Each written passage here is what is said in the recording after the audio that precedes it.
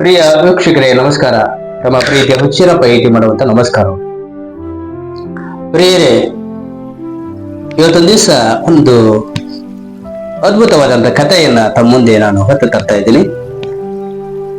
ಕತೆ ಹೆಸರು ಬಂದು ಸತ್ತರೂ ನಿನ್ನ ಬಿಡುವುದಿಲ್ಲ ಎಂದ ಮಂಗ.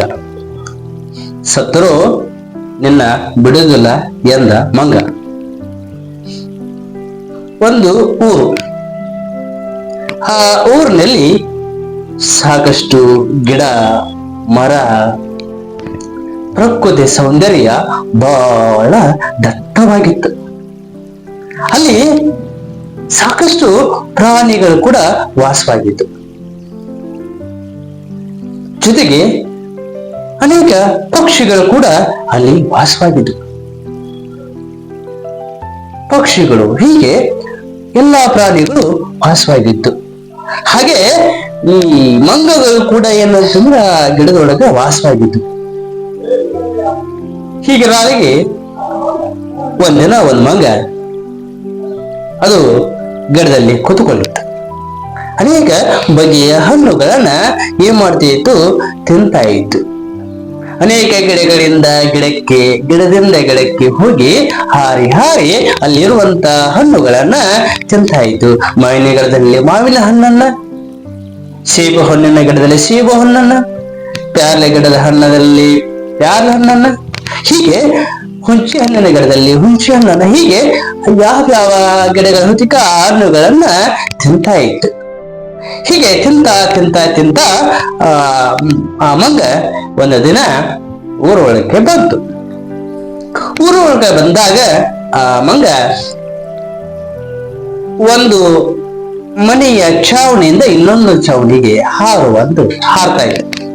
ಹೀಗೆ ಒಂದು ಮನೆಯಿಂದ ಒಂದು ಛಾವಣಿಗೆ, ಒಂದು ಮನೆಯಿಂದ ಇನ್ನೊಂದು ಛಾವಣಿಗೆ, ಹೀಗೆ ಹಾರ್ತಾ ಹಾರ್ತಾ ಹಾರ್ತಾ ಹೋಗ್ಬೇಕಾದ್ರೆ ಒಂದಿನ ಆ ಮಂಗ ಇನ್ನೇನು ಆ ಮಂಗ ಒಂದು ಮನೆ ಛಾವಣಿಯಿಂದ ಹಾರ್ಬೇಕಾದ ಸಂದರ್ಭದೊಳಗೆ ನಡಕ ಮಧ್ಯದಲ್ಲಿ ಒಂದು ಲೈಟಿ ಕಂಬಿತ್ತು. ಆ ಲೈಟಿ ಕಂಬಕ್ಕೆ ಏನಂತಂದ್ರೆ ಹಾರ್ಬೇಕಾದ್ರ ಒಂದು ಮನೆ ಛಾವಣಿಯಿಂದ ಇನ್ನೊಂದು ಮನೆ ಛಾವಣಿ ಹಾರ್ಬೇಕಾದ್ರ ಅಲ್ಲೇ ಅದಕ್ಕ ಚೂಪಾದೊಂದು ಆಯುಧ ಅದ್ರ ಹೊಟ್ಟಿಗೆ ಚುಮುಡ್ತು. ಅಯ್ಯೋ, ಒಂದು ಸತ್ಯ ಅಂತ ಕೆಳಗೆ ಬಿತ್ತು. ಏನಾಯ್ತು ಏನಾಯ್ತು ಏನಾಯ್ತು ಅಂತಂದು ಜನರೆಲ್ಲ ಬಂದು ಅಲ್ಲಿ ಕೂಡಿದ್ರು. ಅಯ್ಯೋ, ಏನಾಯ್ತು ಏನಾಯ್ತು ಅಂತ ಹೇಳಿ ನೋಡಿದ್ರು. ಮಂಗನಿಗೆ ಹೊಟ್ಟೆಯ ಇದ್ರ ಮೇಲೆ ಗಾಯ ಆಗಿತ್ತು. ಅಯ್ಯೋ ಮಂಗವೇ ಅಂತ ಹೇಳಿ ಎಲ್ಲರೂ ಕೂಡ ಅದನ್ನ ಆರೈಕೆ ಮಾಡಿದ್ರು. ಅದಕ್ಕೆ ಗಾಯದ ಮಲಾಮನ ತಂದು ಹಚ್ಚಿದ್ರು.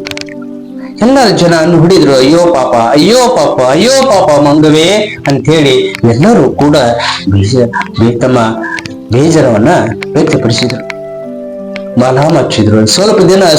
ಸ್ವಲ್ಪ ಸಮಯ ಆ ಮಂಗನ ಜೊತೆ ಸಾಯಂಕಾಲ ಸುಮಾರು ಕತ್ತಲಾಗುವವರೆಗೂ ಆ ಮಂಗನ ಜೊತೆಯಲ್ಲಿ ಕೂತ್ಕೊಂಡಿದ್ರು. ಸಮಯ ಆಯಿತು.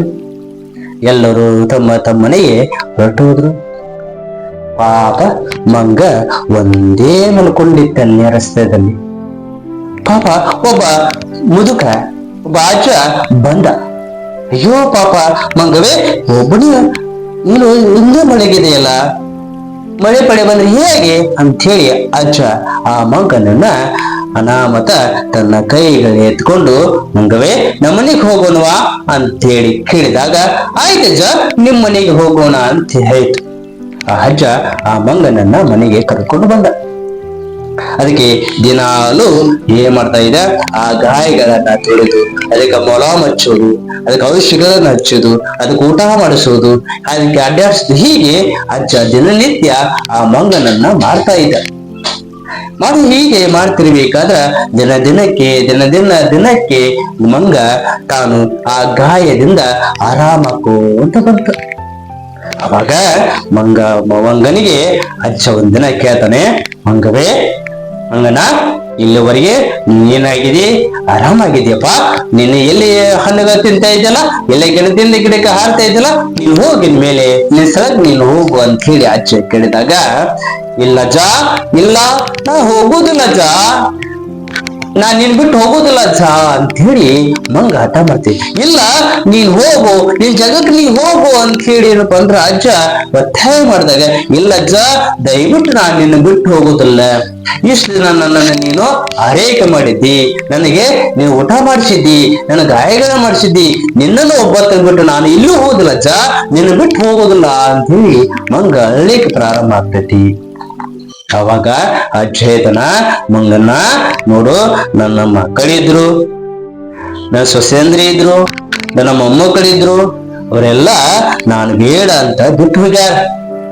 ಅದರಲ್ಲಿ ನಾನು ಇದ್ರೂ ಕೂಡ ಸತ್ತಿದಾನಂತೆ ನನ್ನಿಂದ ಬಹಳ ದೂರ ಅದ. ನೀನಾದ್ರೂ ಅಯ್ಯೋ ನಾ ಬೇಕು ಅಂತೇಳಿ ನನ್ನನ್ನ ನೀನು ಬೇಡ್ಕೋತಾ ಇದೆಯಲ್ಲ, ಬಾ ಮಂಗನ, ನಾನು ಒಬ್ಬ ತಬಲಿ, ಇನ್ನೊಂದು ಒಬ್ಬ ತಬಲಿ, ಬಾ ಜೊತೆಗಿರೋಣ ಅಂತ ಹೇಳಿ ಮಂಗನನ್ನ ಕರ್ಕೊಂಡು ಏನ್ ಮಾಡ್ತಾನ ಅಜ್ಜ ಜೊತೆಯಲ್ಲಿಯೇ ಒಂದೇ ಇರ್ತಾರೆ. ಅಜ್ಜ ಹೊರಗಡೆ ಹೋಗಿ ಕೆಲಸ ಮಾಡ್ಕೊಂಡು ಏನಾದ್ರೂ ತುಂಬಿರ್ತಾನೆ.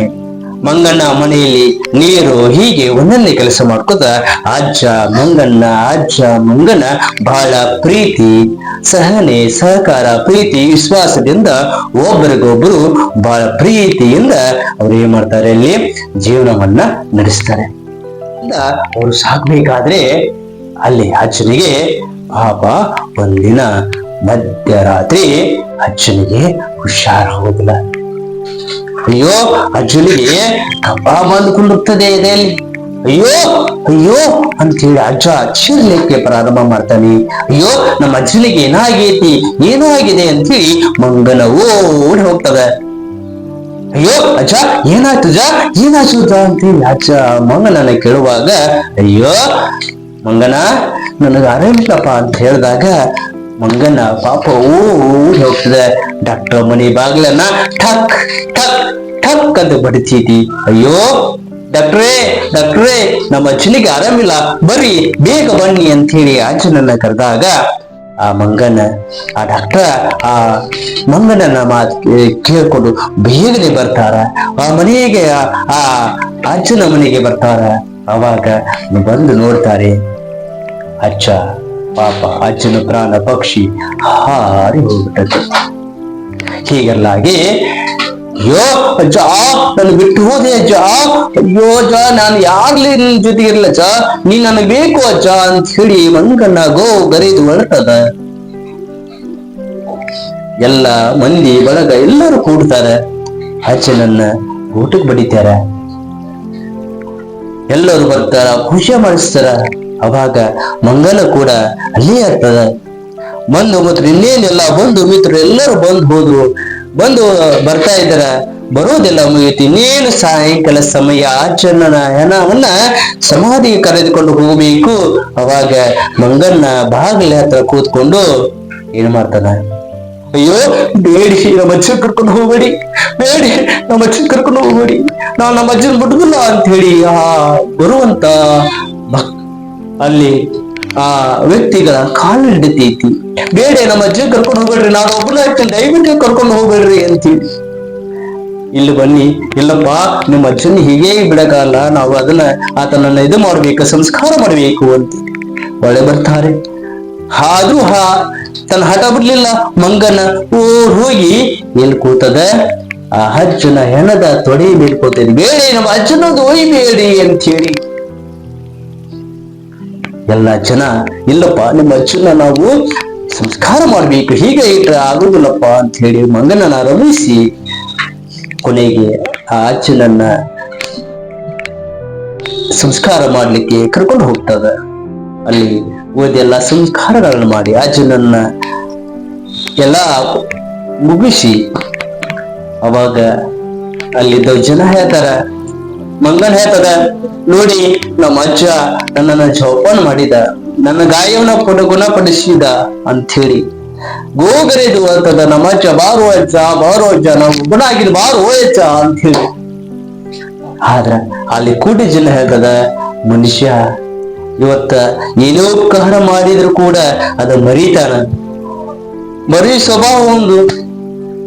ಆದ್ರೂ ನೋಡಿ ಆ ಪ್ರಾಣಿ ಎಷ್ಟೊಂದು ಅಜ್ಜನ ಹಂಚ್ಕೊಂಡೈತಿ, ಮಾನವೀಯತೆ ಮರೆತಿದೆ. ತನ್ನ ಗಾಯಪಡಿಸಿದ ಅಜ್ಜನನ್ನ ಬಿಟ್ಟುಕೊಳ್ಳಾರದ ಮಾನವೀಯತೆಯನ್ನು ಒಂದು ಮೆರೆಯಾಕೊಂತೈತಿ ನೋಡಿ. ಮಾನವೀಯತೆ ಅನ್ನುವಂಥದ್ದು ಮನುಷ್ಯರಷ್ಟೇ ಇಲ್ಲ, ಪ್ರಾಣಿಗಳಲ್ಲೂ ಕೂಡ ಇರ್ತೈತಿ. ದಯೆ ಇರಲಿ ಸಕಲ ಪ್ರಾಣಿಗಳಲ್ಲಿ, ದಯೆ ಇರಲಿ ಸಕಲ ಪ್ರಾಣಿಗಳಲ್ಲಿ. ದಯವಿಟ್ಟು ಈ ಒಂದು ಕಥೆಯ ಮುಖಾಂತರ ತಮ್ಮಲ್ಲಿ ಕೇಳ್ಕೊತೀವಿ, ಸಕಲ ಪ್ರಾಣಿಗಳಲ್ಲಿ ನಾವು ದಯೆ ಇಡೋಣ, ಪ್ರಾಣಿಗಳನ್ನ ನಮ್ಮಂತೆಯೇ ಕಾಡೋಣ, ಪ್ರಾಣಿಗಳ ನಮ್ಮಂತೆಯೇ ಪ್ರೀತಿಸೋಣ ಅಂತ ಹೇಳ್ತಾ ಇಲ್ಲಿಗೆ ಈ ಕಥೆಯನ್ನ ಮುಗಿಸ್ತೀನಿ. ಜೈ ಕರ್ನಾಟಕ ಮಾತೆ.